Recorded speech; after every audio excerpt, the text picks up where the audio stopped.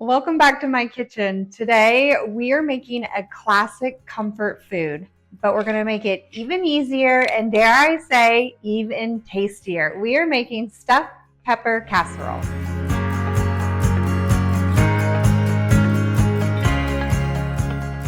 Hi friends, it's Christina with eatingonadime.com. Welcome back to my kitchen. I'm so glad you're here. If you're new here, what we are here at Eating on a Dime is my sister Carrie and I are on a mission to teach real families how to make real food at home that doesn't cost $1,000,000, is easy to do, and is of course delicious. And we love taking hard, complicated recipes and making them even easier. And that's what we're doing today with this stuffed pepper casserole. You get all the flavors of stuffed peppers without all the work, and it's so easy to make in one pan on your stovetop. All right, before we get started, I've linked this full recipe in the description below, so you don't have to write anything down. You don't have to remember anything. You can just go there and print it off, and it'll also have all of our tips, tricks, and nutritional information. So make sure that you check that out. All right, let's get started. Today's recipe is a stovetop recipe. Everything gets pretty much cooked on the stove, and it goes pretty quick. So we always recommend that you get everything ready and right at hand's reach by the stove. So when it's cooking, it's all there. You don't have to get flustered and all of that. So before we head to the stove, we're going to get all of our veggies ready. For this recipe, we need a half a yellow onion diced, and then a red bell pepper and a green bell pepper diced as well. Now, my yellow onion today is like pretty small, so I'm just going to go ahead and dice up the whole thing just so I get a lot. And I'm going to use our handy dandy food chopper. So if you've been following us for a while, you know that Carrie and I are both obsessed with this food chopper. We love it. Let me know in the comments if you've gotten one yet or not. I'm just curious. If you do a lot of chopping of vegetables, it's a great time saver and it's super affordable. And I've had mine for a while now, and it's like holding up very, very well. So that's great. So first, I always recommend you quarter the onion. This guy is so little. He's so cute. This is probably the littlest onion I've seen in a while, but you know, that's why I'm doing the whole thing. I always like to do the outer layer because it's just kind of flimsy and doesn't hold up well, and I usually just peel it off when dicing an onion. And then just place the little quarters right in that chopper and then chop it up. Now, a lot of times in recipes, I put all the veggies in the chopper because we're going to add it to the pan. But this one is a little bit different. We cook the onions and the peppers at different times. So I'm going to go ahead and remove these onions into a bowl, and then I'll get the peppers ready from there. Whew, that onion is spicy. He's making my eyes water. So if you see me start crying, that's what it's about. Let me know your your eye watering tips below. I love hearing all the suggestions. I need to start trying them. And maybe we'll start doing that. But let me know, what tips do you do at home to prevent your eyes from watering when you chop onions? All right, while you guys are telling me that, let's get these peppers ready. So when I do the peppers, what I do is I just cut off the out skin. So on the pepper, it usually comes out like a U, upside down U. And I just kind of cut there, and it cuts off the outer skin of that pepper. And it's a great way to avoid the membrane and make sure you don't get any of that. I call it membrane. I don't know if that's the actual term, but it's this little part in the pepper. You don't get any of that when it's cut off this way. Now, some people don't mind it. I don't mind it too much, but I try not to get a lot of it in there. So we're just going to cut these off and then just dice them small enough to fit into your chopper. These will probably need to be cut in half, or you can just chop them by hand, whichever you prefer. You do you, boo. But for stuffed pepper casserole, you can't skip the peppers. You gotta have the peppers in it. But I'm gonna go ahead and get these diced up here and get them going. Now we're going to do the same thing to our red bell pepper as well, or green bell pepper, sorry. Ooh.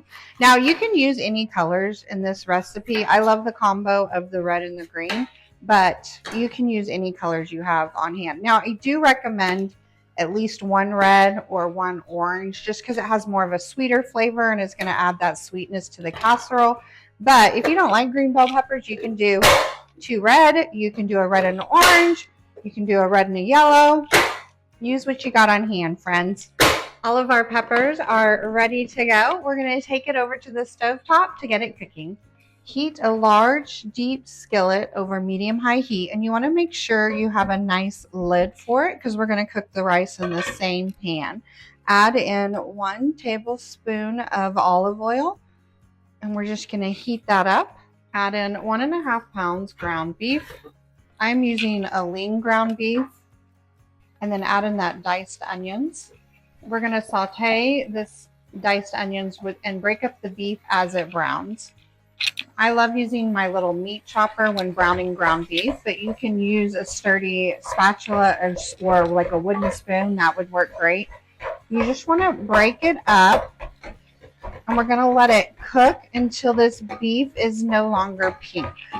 So when I'm browning ground beef, I like to let it sit for a bit and then come in and break it up and then let it continue to sit again.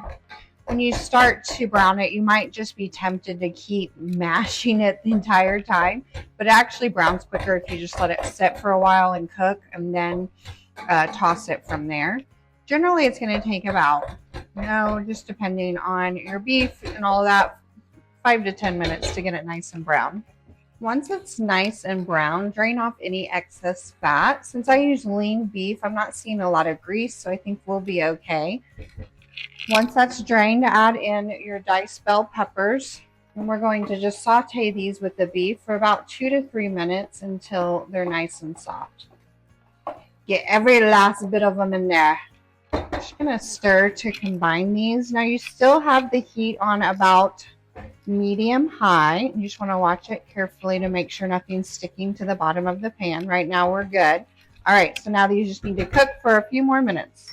Mix in 2 teaspoons pre-minced garlic, or you can do 2 cloves garlic minced, 1 teaspoon Italian seasoning, 1 teaspoon salt, 1/2 teaspoon black pepper. Just mix to combine all of these ingredients and get that beef nice and seasoned. Then add in 1 tablespoon Worcestershire sauce. Worcestershire sauce. Who knows if I said that right? 1 can petite diced tomatoes, or you can use regular dice. This is a 14-ounce can. 1 cup long grain rice. Make sure you're not using instant or minute and that you're using long grain. And then 2 cups beef broth. Stir to combine all these ingredients. And then we're going to bring this mixture to a boil. So make sure you kick that heat up to high until it starts boiling. So once the mixture is boiling, you can see around the edges it's starting to boil. Cover your pot with the lid. Reduce the heat down to medium, and we're going to let this simmer for 20 to 25 minutes until the rice is tender and that liquid is absorbed. While that is simmering, we're going to go ahead and get the cheese ready. Now, the cheese in this recipe is optional, but I like it. So if you like cheese, don't skip it. I'm going to use mozzarella cheese, and Carrie and I love shortcuts, but we're never going to say to use pre-shredded cheese. We like to shred our own cheese. That's a shortcut we're just not willing to take.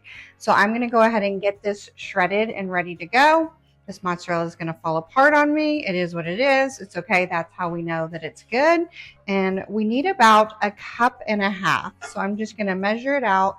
And that way, when that rice is done and ready, we can get the toppings and the cheese on. Okay, well, I want to show you guys because the IT guy, aka my dad, he was here and he was like, my cheese kept falling apart. And he was like, turn it around and shred it like this. So this is a good tip I wanted to show you guys. And it won't break apart like that. So I just wanted to share it. I learned something and you guys did too. We're always learning something in the kitchen. And if it starts to get wobbly, or like one side longer than the other, just turn it around and then keep shredding from there. It's been cooking for about 20 minutes now, and I just kind of want to show you the status here. Ooh, see how we still got some liquid, and that rice needs to puff up just a little bit more. So I think we have a couple more minutes. We're going to let that cook until most of that liquid is absorbed. It's done. Most of the liquid is absorbed. There is a little bit left, but it will soak it up as it sits. So this is looking good. You don't want it too dried out. I taste tested that rice and it's nice and tender. Now I turned off the heat, but I'm leaving it on the hot burner and top it with that shredded cheese. This is optional, guys, or you could do cheddar cheese or Monterey Jack, whatever you prefer. Ooh, if you like spicy, a pepper jack would be good. We're just going to put this right on top, and we're going to put that lid on, and the heat from the meal is going to melt that for us. We don't have to add any more heat, and it's going to make that cheese nice and perfect. Ooh, look at that. After a few minutes, that cheese is nice and melted, and then it's ready to serve. Now it's time for my favorite part, taste testing or serving. Ooh, look at that. It looks wonderful. Now, I find this to be pretty filling, and it has the peppers in it, it has the veggies, it has the it has the cheese. I just serve it as is. You could probably do a fun big salad if you wanted to get some more veggies, but it is very filling, and it's very delicious. Look at that.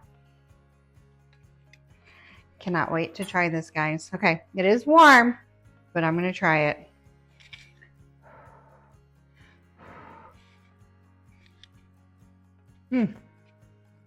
Delicious. It tastes just like a classic stuffed pepper, but I didn't have to stuff any pepper. So that's pretty awesome. You get all the flavors with a lot less work. And the best part is that cleanup is a breeze because I only used one pot and everything else I used was dishwasher safe. Thank you so much for joining me today. I hope that you try out this recipe. And when you do, make sure you leave us a comment on the recipe itself, letting us know what you think. If you're so inclined, you can give us a 5-star rating as well. That is the quickest way to communicate to us, and we love hearing from you guys. So make sure you check that out. Thank you guys for joining me in my kitchen while my sister's house is being renovated. I love having you guys here. It's so much fun. Do not forget to like and subscribe so you don't miss any more of our recipes. The holidays are coming up, and we're going to help you guys cook even holiday fancy meals at home, and they're going to be easy and delicious. So make sure you like and subscribe. All right, friends, I'm out of here. Thanks again for joining me, and I will see you next time. And until then, remember, friends, eat at home by eating on a dime. Bye, friends.